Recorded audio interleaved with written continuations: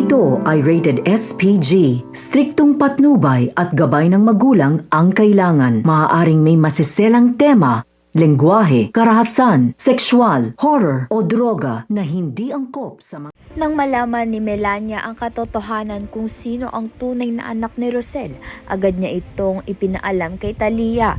Buong akala ni Talia, siya ang tunay na anak ni Rosel, kaya't labis ang kanyang pagkabigla at lungkot nang nabunyag ang katotohanan sa kanya.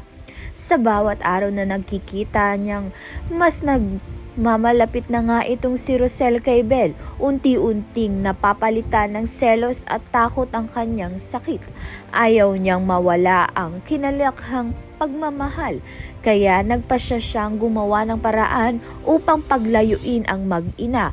Sa huli, hinarap niya si Rosel at buong tapang na pinapili kung sino ang mananatili sa kanyang piling, kung siya ba o si Belle. Kaya naman nga't abangan natin kung sino nga ang pipiliin ni Rosel.